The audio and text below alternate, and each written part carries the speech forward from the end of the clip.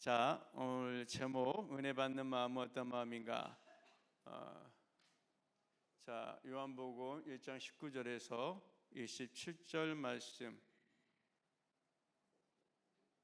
28절인데 27절까지만 드리겠습니다. 자, 다 같이 유대인들 19절부터 다 같이 읽겠습니다. 시작. 유대인들이 예루살렘에서 제사장들과 레위인들을 요한에게 보내어 네가 누구냐 물을 때 요한의 증언이 이러하니라.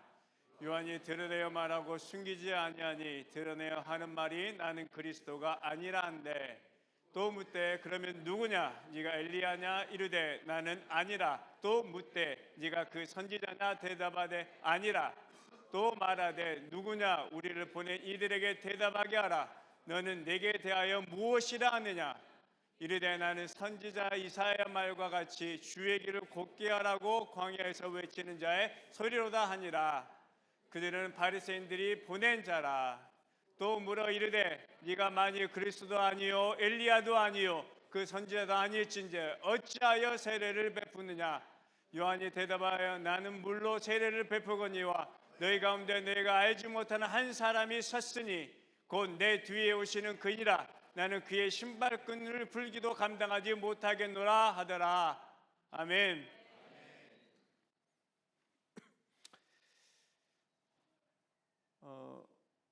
오늘 그 사운드 괜찮죠? 이거 너무 다른데? 할렐루야. 새로운 곳에 쓴 느낌이네요. 예배팀 너무나 수고 많이 하셨습니다. 어제 예배팀 금요일부터 하루 종일 토요일 날 이게 와봤는데 저는 뭐 잠깐 왔다 갔는데 하루 종일 우리 예배팀 정말 수고하셨습니다. 예배팀 정말 수고한 덕분에 저 교회의 사운드가 정말 업그레이드 된 것 같습니다. 아멘. 사운드도 업그레이드 됐는데 우리 영성도 업그레이드 될지어다. 우리 믿음도 업그레이드 될지어다. 아멘. 아무튼 예배팀 너무 수고하셨습니다. 자, 오늘 본문 말씀을 가지고 은혜 받는 마음은 어떤 마음인가 라는 주제를 가지고 말씀을 선포하도록 하겠습니다. 여러분, 우리가 다 알다시피 인생은 선택의 연속입니다. 우리가 어떤 선택을 하냐에 따라서 우리가 달라집니다. 우리 인생이 어떻게 달라지는 것은 정말 우리가 다 알고 있는 사실입니다. 내가 순종의 영을 선택하느냐, 내가 불순종의 영을 선택하느냐, 나의 선택의 모든 것이 달린 것입니다. 나의 선택으로 내 인생이 달라집니다. 나이를 먹으면서 이것이 진짜로 맞습니다. 그런데 동일한 사건, 동일한 장소, 동일한 어떤 상황 가운데 있을지라도 그 선택이 다 동일하지 않다는 것입니다. 다른 사람은 이런 선택을 하고 저런 사람은 다른 선택을 합니다. 성경에 이런 예들이 많이 나오는데요. 여러분이 대표적으로 아시는 가나안 땅의 12정탐꾼, 모두 12명이 가나안 땅에 들어갔죠. 동일한 상황이에요. 동일하게 그 땅의 풍요로움을 봅니다. 동일하게 거대한 거인인 아낙 자손을 똑같이 목격합니다. 그런데 10명의 정탐꾼은 원망의 길을 선택합니다. 눈앞에 두려운 환경만 보고 불평하여 백성들을 낙담시키고 결국 그들은 어떻게 됩니까? 광야에서 다 죽습니다. 그런데 여호수아와 갈렙은 믿음의 길을 선택합니다. 그들은 그 아낙 자손, 가나안 그 족속들은 우리의 먹이라고 하며 하나님의 약속을 선택하여 유일하게 가나안 땅에 들어가게 됩니다. 다윗과 사울은 어떻습니까? 요나단은 어떻습니까? 사울과 요나단은 동일한 상황에 맞닥뜨립니다. 사울 왕과 그의 아들 요나단 모두 자신들의 왕권을 위협할 수 있는 떠오르는 영웅 다윗을 직면합니다. 다윗이 골리앗을 죽인 다음에 그 상황은 더욱 현실이 돼갑니다. 그런데 시기와 교만의 길을 사울 왕은 선택합니다. 그래서 다윗을 향한 백성들의 찬양에 다윗은 만만히요 사울은 천천히라는 그런 찬양의 시기감을 느껴 그를 죽이려고 군대를 이끌고 그렇게 노력했는데 그는 비참한 최후를 맞이합니다. 하지만 요나단은 겸손과 순종의 길을 선택합니다. 다윗을 향한 하나님의 뜻을 인정하죠. 그를 제 목숨처럼 사랑하여 아름다운 믿음의 친구로 우리에게 기억되고 있습니다. 정말 이거는 극단의 예인 것 같은데, 골고다 언덕에 선 두 명의 강도도 동일한 상황을 맞이합니다. 다 벌겨진 채 한 명은 예수님의 오른쪽에, 한쪽은 예수님의 왼쪽에 같이 못이 박히는 처참한 극심한 고통과 죽음의 상황에 처합니다. 그런데 한 명의 강도는요, 비방의 길을 선택합니다. 마지막 순간까지 예수님을 원망하고 비방하다가 영원한 파멸의 길로 들어갑니다. 그런데 다른 편의 강도는 무엇을 선택합니까? 회개의 길을 선택합니다. 자신의 길을 인정하고 예수님을 구원자로 선택하여 죽음 직전 구원의 약속을 받습니다. 여러분, 동일한 상황이라 그래서 우리는 동일한 선택을 하지 않는다는 것을 성경을 통해서 우리는 알 수 있습니다. 상황과 환경이 어떨지라도 내가 하나님의 말씀, 하나님의 뜻, 하나님의 선하심을 선택하느냐, 이것이 우리 인생의 최종 결과를 결정합니다. 여러분, 동일한 상황에 처했지만 여러분은 지금 어떠한 선택을 하고 있습니까?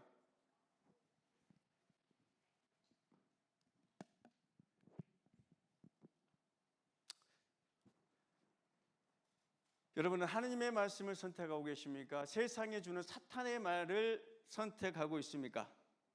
이것이 여러분의 인생의 판가름이 날 것입니다. 여러분 잘 알고 있다시피 로마서 12장 이전에는 너희는 이 세대를 본받지 말고 하나님의 마음을 새롭게 함으로 변화를 받아 하나님의 선하시고 기뻐하시고 온전하신 뜻이 무엇인지 분별하라고 말하고 있습니다. 오늘도 예배를 통해 오직 마음을 새롭게 함으로 변화를 받을 것을 선택하여 하나님의 선하시고 기뻐하시고 온전하신 뜻이 무엇인지 분별하고 선택하는 귀한 주일 예배 되시기를 축복합니다. 자, 오늘 본문을 통해서 세례 요한의 두 가지 고백을 볼 수 있습니다. 첫 번째, 나는 그리스도가 아니라고 자기 부인하는 고백이 했고요. 두 번째는 자기 자신에 대하여 나는 광야에서 외치는 자의 소리가 될 뿐이라고 고백하고 있습니다. 오늘 이 세례 요한의 고백은 단순한 고백이 아닌 것을 말씀을 통해서 여러분이 증거하도록 하겠습니다. 세례 요한의 고백을 통해서요, 그의 인격과 마음가짐을 보기를 원합니다. 그래서 세례 요한이 이렇기 때문에 하나님의 은혜를 받았구나, 세례 요한의 인격과 마음가짐이 이렇기 때문에 하나님의 영광을 담을 수 있었구나, 이것이 하나님의 은혜가 주어지는 마음이었구나라는 깨닫는 그런 시간이 되기를 여러분 앞에 기도합니다. 첫 번째, 나는 그리스도가 아니라고 세례 요한은 고백했습니다. 요한은 하나님 앞에서 쓰임받을 만한 가장 정말 준비된 겸손한 인격과 순종하는 인격을 가진 사람이었습니다. 여러분, 오늘 여러분이 읽으신 그 세례 요한이 나온 그 상황을 잘 설명하기, 이해하기 위해서는 그 시대의 시대적인 상황을 설명을 할 필요가 있습니다. 그때는 여러분, 로마 제국의 잔혹한 식민지 지배와 로마의 앞잡이였던 헤롯 가문의 폭정으로 유대인들이 신음하고 있었습니다. 그래서 정치적, 경제적 핍박에 극에 달하면서 백성들 사이에는 로마를 무력으로 타도하고 다윗 왕조의 영광을 전해줄 강력한 군사적, 정치적 메시아에 대한 갈망이 폭발할 직전이었습니다.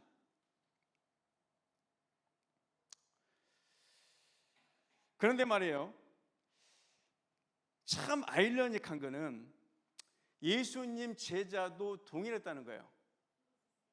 예수님의 제자들도 로마의 이 지배 안에서 로마의 이 지배를 무력으로 제압하고 다윗의 그 영광을 재현할 만한 어떤 사람을 기다렸다는 것을 말씀을 통해서 우리는 알 수 있습니다. 마가복음 10장 35절 37절에 세베대의 아들 야고보 요한이 주께 나와 여쭈오되 주의 영광 중에서 우리를 하나는 주의 우편에 하나는 좌편에 앉게 하여 주옵소서. 여러분, 이게 참 아이러니해요. 왜냐하면 예수님은 지금 십자가에 죽으시러 예루살렘에 가셨는데 예수님의 제자는 이 마지막 순간에도 무엇을 바랍니까? 세상의 영광을 바랬다는 거예요.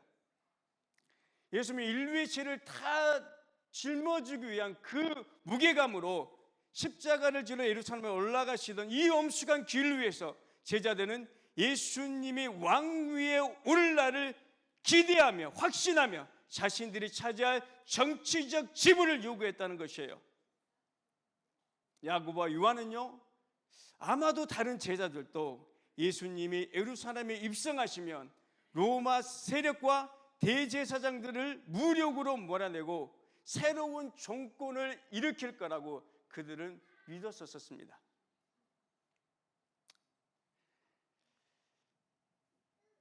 사도행전 1장 6절에 그들이 모였을 때 예수께 여짜오 이르되 주께서 이스라엘 나라를 회복하심이 이때니까 하니, 이런 말이 있습니다.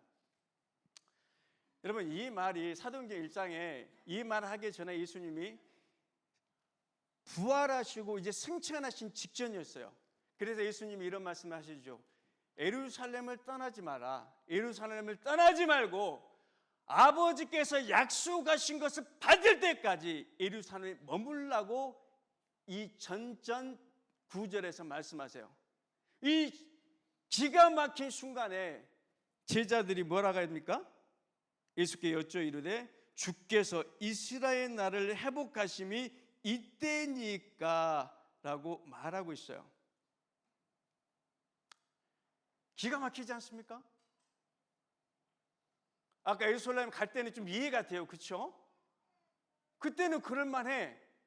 그런데 이때는 예수님이 부활하신 몸으로 나타나셨어요. 온갖 의심의 벽을 뛰어넘어서 도마에게는 옆구리에 손을 넣어보게 하고 못자국 또 보여주신 이 기가 막힌 사연, 이 상황 가운데 제자들은 어떤 선택을 하죠? 영적인 선택을 합니까? 아니면 세상적인 선택을 합니까?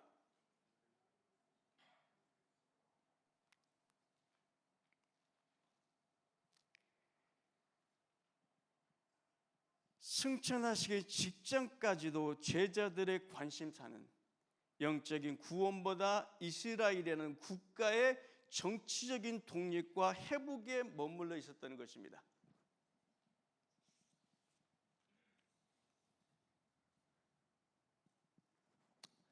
여러분, 시대적인 상황을 아시겠어요? 제자들도 이 모양이었는데 일반 백성을 어떻게 한다는 거예요?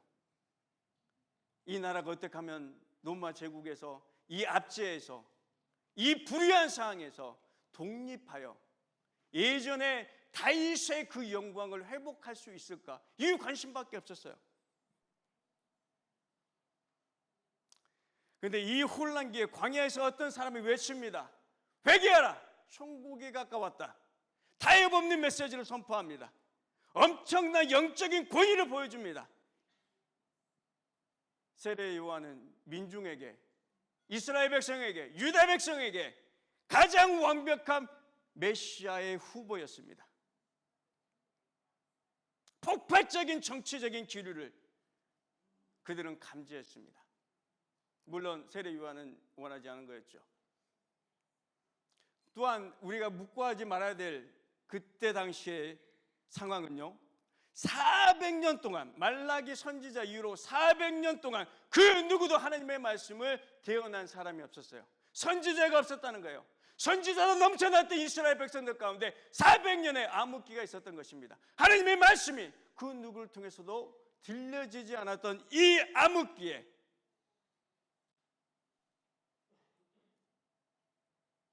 세례 요한이 하나님의 말씀을 선포합니다. 회개하라! 천국이 가까웠다.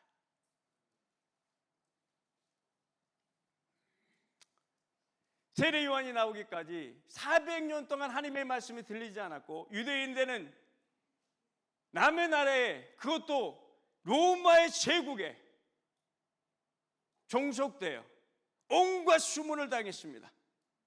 그래서 유대인들은 구약의 마지막 예언들을 바탕으로 종말의 때가 되면은요, 두 가지 큰 징조가 나타날 거라고 그때 당시 사람들은 믿었습니다. 첫 번째가 메시아가 오기 전 그 길을 예비하러 다시 올 엘리야를 기대했고, 모세가 예언했던 모세와 같은 권위를 가진 최종적인 그 선지자를 학수고대했습니다. 그런데 세례 요한이 광야에 나타난 겁니다. 이제 암흑기가 끝났구나.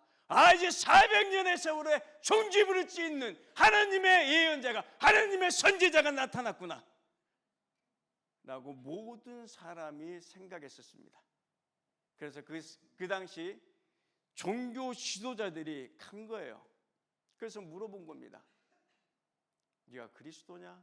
네가 엘리야냐?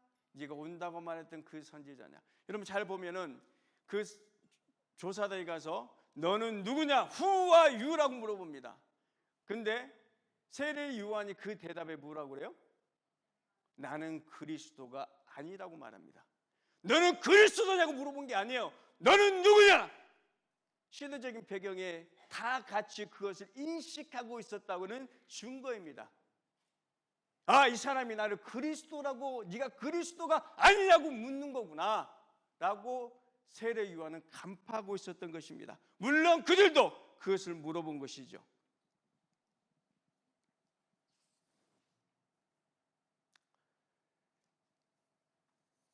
요한복음 1장 19절에서 27절 시대적인 배경은 로마의 압제 속에서 메시아를 갈망하던 유대 민족의 뜨거운 열기와 기득권을 지키기 위해 눈에 불을 켜고 감시하던 종교 지도자들의 냉랭한 시선이 교차하는 그런 긴장의 상황이었다는 것입니다. 세례 요한은요, 이러한 복잡한 시대적 상황과 음모 속에서도 자신을 철저히 감추고 오직 예수 그리스도만을 나타내는 그는 겸손을 선택했습니다. 쉽지 않았을 거예요. 400년 동안 이스라엘 백성이 기다렸던 그 선지자가 왔는데 그 열기가 얼마나 뜨거웠을 것입니까? 그런데 그 열기, 그 인기를 세례 요한은 취하지 않았습니다. 그가 택한 것은 예수 그리스도요, 그가 택한 것은 겸손에 오셨다는 것입니다. 세례 요한은 사람을 보지 않았습니다. 인간적으로 생각하지 않았습니다. 그는 정직했고 솔직했으며 하나님의 부르심에 대하여 분명하게 자기 신분을 숨기지 않았습니다. 과장하지도 않고 있는 그대로 자기 신분을 드러냈습니다. 사람의 칭찬이나 인정을 구하지 않고 하나님 앞에서 홀로 서 있었습니다. 우리는 어떻습니까? 우리는 학교에서 또한 일하는 직장에서 내가 그리스도는 내가 예수 믿는 사람인 것을 숨기고 살지는 않습니까?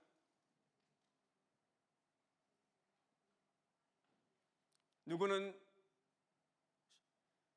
술을 마실 수도 있고 누구는 세상의 수준에 맞춰서 삶을 살아가지는 않습니까? 그리스도라는 신분을 속에서만까지 세상의 것을 붙잡고 있지는 않습니까? 세례 요한은 구분됐으며 본인 자신이 자기 자신을 구별했으며 사명의 하나님의 부르심 앞에 거짓 없이 서 있던 사람이었습니다. 우리도 삶의 현장에서 10대는 10대대로 20대는 20대대로 자기의 있는 삶의 현장에서 세례 요한처럼 부르심에 하나님 앞에 서 있는 한 사람 한 사람 되시기를 축복합니다. 조사단이 계속 질문합니다. 그러면 네가 메시아도 아닐진데 네가 엘리야냐? 또한 물어봅니다. 그가 또 아니라고 말하죠. 말라기 4장 5절에 보라 여호와의 크고 두려운 날이 이르기 전에 내가 선지자 엘리야를 너에게 보내리니 말라기의 마지막 선지자 말라기 선지자가 예언한 것입니다. 엘리야가 어떻게 됐죠? 구약에서 회오리 바람으로 그냥 죽지 않고 올라갔습니다. 그래서 유대인들 마음 가운데는 죽지 않고 올라간 엘리야가 그 모습 그대로 내려올 거라고 믿었어요. 왜냐하면 저기가 포인트가 있습니다. 여호와의 크고 두려운 날이 이르기 전에 심판의 날입니다. 하나님의 나라가 이루기 전에 반드시 여호와의 심판이 있을 거라고 믿었어요. 크고 두려운 날. 유대인들 마음과는 이 크고 두려운 날이 메시아를 통해서 이루어져야 된다고 믿었던 그 갈망이 폭발하는 그 시점이었다는 거예요. 그거 크고 두려운 날이 누구에게 임합니까? 유대인들을 지금 압제하는 로마 제국에 이루어질 것을 그들은 바랬다는 거예요. 오시옵소서 메시아여, 와서 크고 두려운 이 날을, 예언했던 당신의 날을 엘리야를 보내셔서 로마 제국에 임하게 하시옵소서. 그래서 이 나라를 회복시켜 주십시오. 다윗의 영광을 재현하여 주십시오. 그들 마음에 이런 마음이 있었다는 거예요.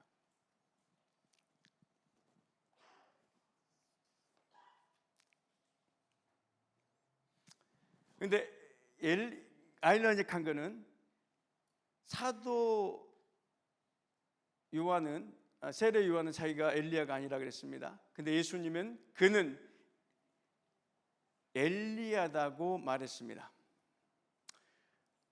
마태복음 11장 14절에 만일 너희가 즐겨받을지인데 오리라 한 엘리야가 곧 이 사람이라 이렇게 말씀하셨죠. 그런데 누가복음 1장 17절에 가브리엘 천사가 세례 요한의 임신을 예언할 때 그가 이렇게 말했습니다. 그가 또 엘리야의 심령과 능력으로 주 앞에 먼저 와서 주를 위하여 세운 백성을 준비하리라 이랬습니다. 사랑하는 여러분,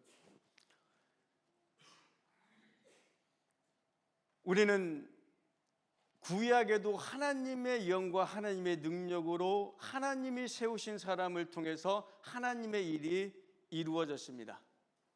그 일이 세례 요한을 통해서 다시 이루어졌다는 것입니다.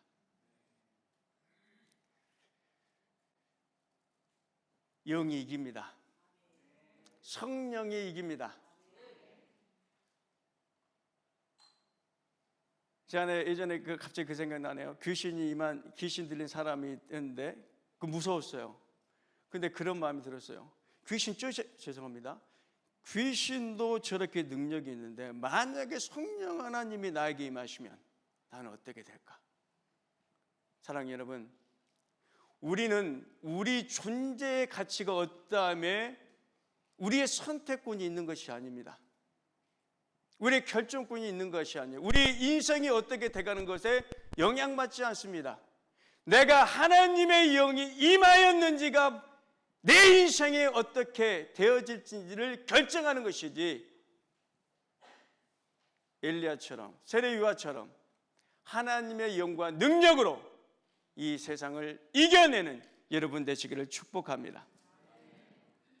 조사장이 또 한 가지 더 질문합니다. 그럼 네가 그 선지자냐라고 묻습니다. 신명기 18장 15절에 내 하나님 여호와께서 너희 가운데 내 형제 중에서 너를 위하여 나와 같은 선지자 하나를 일으키시리니 너희는 그 말을 들을지어다. 말 그대로요, 이거는 모세가 예언한 겁니다. 너희 가운데 내 형 중에서 너희를 위하여 나와 같은 선지자 하나를 일으키시리라. 여러분 보면 이게 상당히 시대적인 사항을 여러분 잘 아셔야 돼요. 유대인들이 그 시대 이스라엘 사람들 머릿속에는 온통 뭐에 대한 관심사밖에 없었어요? 이 로마 제국의 압제에서 벗어나고 싶은 그 열망밖에 없었어요. 그만큼 그 압제의 능력이, 그 압제의 무게가, 그 고통의 무게가 극에 달했다는 거예요. 여러분, 왜 그 시대에 모세와 같은 지도자가 일어나기를 원했습니까? 모세는 누구였죠? 모세는 누구였습니까? 400년 동안 이집트라는 대제국의 속박 아래서 노예라는 그 결박의 끈을 끊어버리고 그의 백성을 출애굽시켰던 사람입니다. 연결된 거예요. 우리에게 모세와 같은 지도자를 보내주셔서 주여 하나님이여 우리의 이 이스라엘 백성을 로마의 속박에서 벗어나게 하여 주시옵소서. 그들의 열망이었다는 거예요. 정치적 군사적인 지도자가 나타나기를 바랬던 이스라엘 사람들의 열망이었던 것입니다.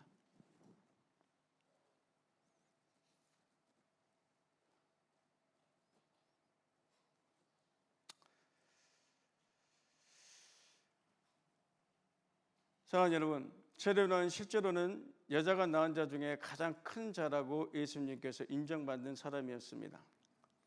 그런데 자기 자신에 대해서는 스스로 작은 자라고 여겼습니다.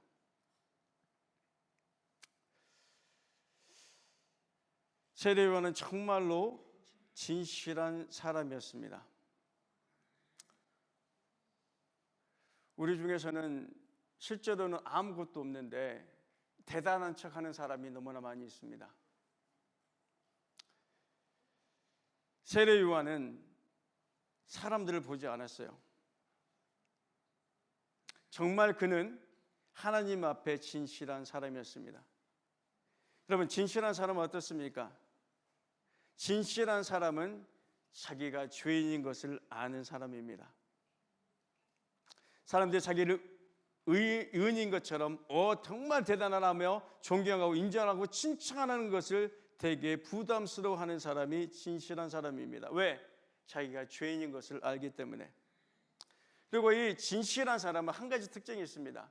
하나님의 은혜 아니면 살 수 없다는 것을 너무나 잘 알고 있습니다. 이 사람이 진실한 사람입니다. 그러기에 자기를 높이고 대단하다고 말하는 것을 정말 힘들어합니다. 이 사람이 진실한 사람입니다. 교만한 사람은 자기 자신을 알지 못합니다. 눈이 가려져 있어서 자기가 자기 자신을 모릅니다. 그러나 겸손한 사람은 자기를 압니다.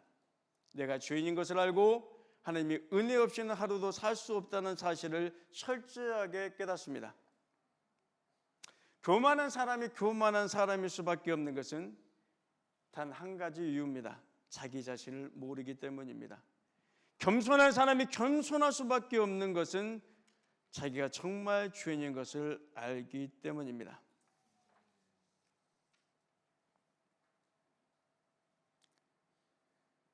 가장 겸손한 사람은 자기가 죄인인 것을 아는 사람이고, 가장 교만한 사람은 자기가 아직도 죄인인 줄을 알지 못하고 남 탓하며 누구 때문에 하는 사람입니다. 여러분, 하나님이 정말 찾으시는 사람은 회개하는 죄인입니다. 철저하게 회개한 죄인만이 자기가 죄인한 것을 아는 것입니다.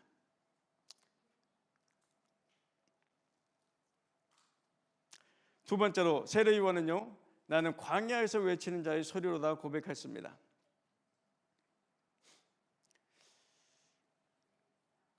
세례요한이 자기는 광야에서 외치는 자가 아니라 나는 광야에서 외치는 소리라고 하는 것에 대해 여러분 큰 의미를 두셔야 됩니다. 그냥 소리는요 있다가 없어지는 것입니다. 세례요한은 그것을 알았습니다. 이 소리는 자기의 소리가 아닌 것을 알았습니다. 이 소리는 내가 만든 소리가 아니라는 것을 알았습니다. 이 소리는 하나님이 불어넣으신 소리인 것을 알았습니다. 무엇입니까? 이것은 내 것이 아니라는 것을 세례요한은 알았다는 것입니다. 그래서 자기는 소리일 뿐이라고 말한 것입니다. 이사야 40장 3절과 4절입니다.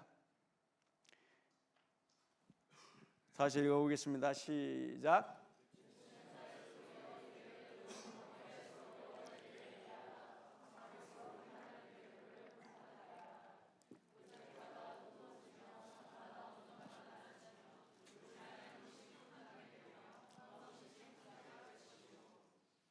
아멘. 그래서 나는 이런 외치는 소리에 불과하다고 한 것입니다.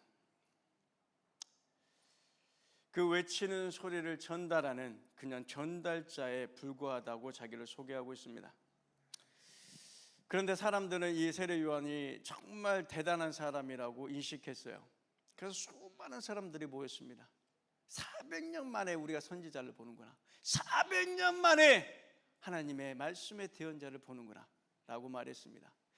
이게 얼마나 대단했냐면, 여러분 사도행전을 보면 제자들이 막 나가서 이제 흩어져 가지고 그 전도를 하는데, 어떤 사람이 예수님 그 성령 세례를 받아하니까 그 사람이 뭐라 그래요? 나는 세례 요한의 세례밖에 모릅니다라고 얘기합니다.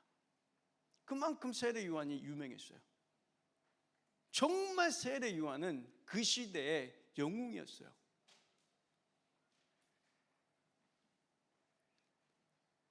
여러분, 세례 요한은 무엇을 하러 왔습니까? 사람들의 마음을 고르게 하고 평탄하게 하여 주의 길을 닦기 위해서 왔습니다. 광야 길을 울퉁불퉁하고 돌 천지면은 왕이 오시겠습니까? 죄로 인해 울퉁불퉁해지고 험악해지고 돌로 얼룩진 거친 마음들을 준비시키기 위해서 세례 요한을 하나님이 세우셨다고 믿습니다. 근데 세례 요한이 죄인의 마음의 길을 닦으려고 왔는데 어떻게 닦습니까? 광야에서 외치는 자의 소리, 곧 회개의 메시지로 닦는다는 것입니다. 회개하라, 천국이 가까웠느니라.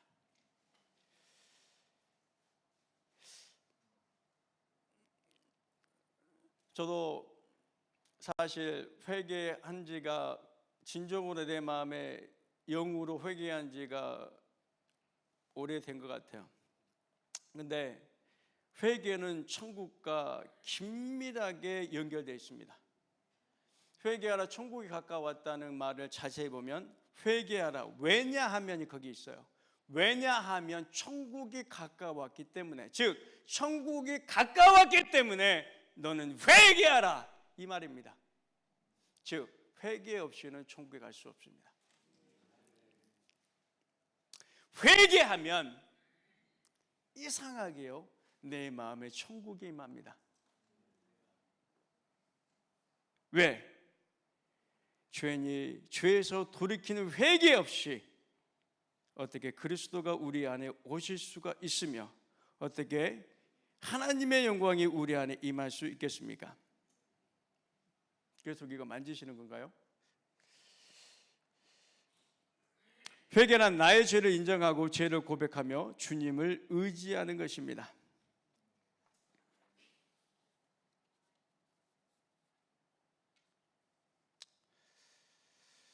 사랑하는 여러분, 세례 요한은 우리에게 하나님이 말씀하신 그 메시지를 단도직입적으로 선포했습니다.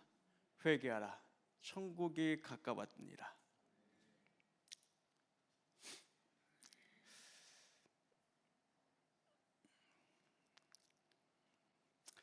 마태복음 3장 6절 7절 보도록 하겠습니다.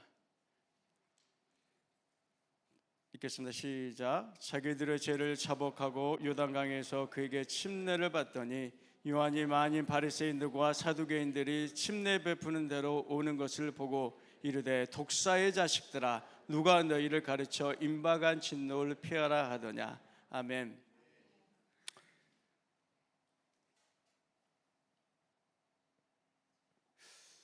여기에 조금 이해를 하셔야 됩니다. 사람들이 죄를 자복하러 오는데 요단강에서, 그래서 이제 침례를 받죠. 근데 갑자기 요한이 많은 바리새인들 사두개인이 침례 베푼 대로 이렇게 오는 것을 보더니 갑자기 급발진합니다. 너무 심하게 급발진을 해요. 이 독사의 새끼들아. 그것도 그 당시에 최고의 권위를 가진 종교 지도자들에게 이 말을 합니다. 여기는 약간 여러분 아셔야 되겠습니다. 그 당시에 죄 사함을 받기 위해서, 죄 씻음을 받기 위해서는 성전에서 행해지는 복잡한 제사 시스템을 거쳐야 됩니다. 제사장들이 반드시 있어야 되는 그 제사 시스템을 거쳐야 됩니다. 그 제사 시스템 중에 하나가 뭐죠? 동물을 사야 돼. 그렇죠? 동물을 사서 그 피를 흘려야지만이 본인이 죄에서 씻음을 받아요. 그런데 그 동물을 어디서 사요? 성전 앞에서 펼쳐지는 동물을 파는 그 시장에서 사는데, 그 시장의 돈의 흐름이 누구한테 가요? 제사장들한테 가요. 그런데 세례 요한이 나타나니 어떤 일이 벌어집니까? 이 복잡한 성전의 제사 시스템을 거치지 않아도 죄만 자백하고 심례를 받으면 죄 사함을 받는다고 얘기합니다. 그래서 어떻게 됩니까? 그 당시 제사장들은 큰일 난 겁니다. 나의 역할도 없어지고 나의 권위도 없어지고 돈줄도 막혀버린 거예요. 큰일 난 거예요. 그래서 이들이 이 현장에 오고 세례 요한은 그들의 마음을 본 거예요. 그들이 돈에 대한 타락함과 하나님의 제사, 하나님이 만드신 율법의 그 거룩함을 세상적인 잣대로, 그들의 돈줄로, 그들의 권력으로 변화시켜버린, 타협해버린, 오염시켜버린 그들의 적나라한 속사람의 모습을 그대로 본 것입니다.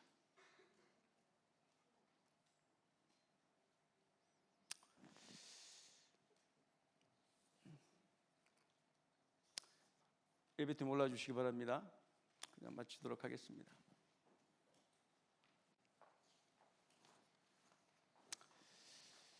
사랑하는 여러분, 저는 말씀 준비하면서 이게 좀 생각났어요. 원래 그리스도 예수님의 길을 예비해야 될 사람은 12명의 제자가 아니었을까라는 생각을 했어요. 그것도 그지 않아요? 예수님의 그 하시는 일을 옆에서 그렇게 본 사람이 누구예요? 세례 요한은 아니었어요. 물을 내가 걷네? 베드로! 그가 하나님의 아들인 것을 믿게 됐어요. 예수님이 바라봐 잠잠하라! 그러니까 잠잠해버리는 바다를 봤어요. 자연을 복종시키는 능력, 창조주의 능력, 신의 능력이 예수께 있다는 것을 봤어요. 근데 세례 요한은 그가 잡혀가고 어떤 신경 변화가 있었는지는 모르지만 그의 제자를 보내서 예수님께 당신이 정말 하나님이 보내시는 메시아인 것이 맞습니까? 라고 엉뚱한 질문을 합니다. 저는 혼란스러웠습니다.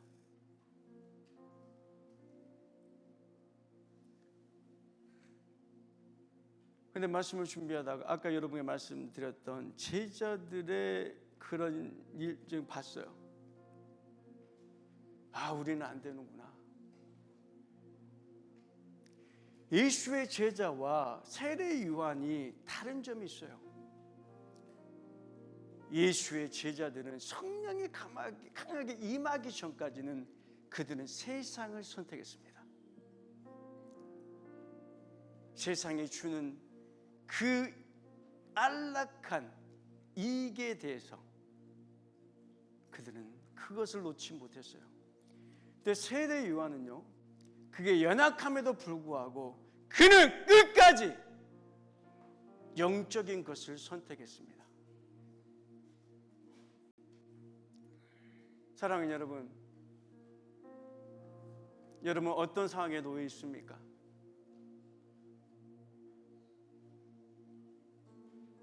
우리의 연약함은 12명의 제자보다 더 큰 연약함이 있을 수 있습니다. 때로는 믿음을 의심했던 세례 요한의 그 믿음이, 그 연약함이 우리에게 있을 수 있습니다. 하지만 한 가지, 세례 요한을 보면 우리가 이 시간 결단해야 될 것은 나의 부족함에도 불구하고 나는 영적인 것을 선택하겠습니다. 나는 그리스도를 선택하겠습니다. 나는 하나님 앞에 정직하게 서겠습니다. 나는 나의 것을 취하지 않겠습니다. 내 마음을 돌이킵니다. 내가 겸손을 선택합니다.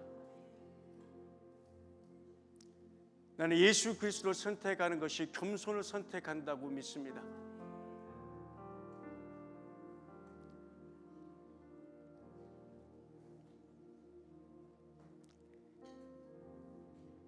이 시간 한 가지 우리가 기도합시다. 하나님,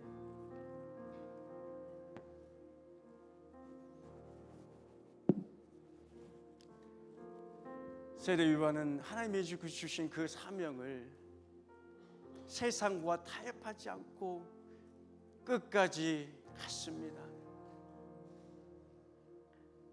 나에게는 무엇을 원하십니까? 난 아직도 그것을 모르고 살지는 않습니까?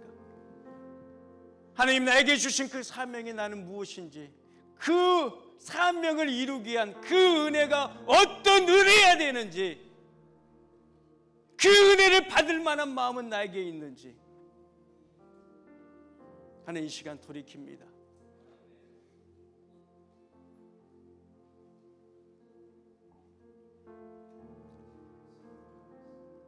그 은혜 받을 마음을 회복시키기 위해 나에게 회개의 영을 부어 주시옵소서. 말씀을 생각하며 다 같이 기도하며 나아가겠습니다. 기도하겠습니다.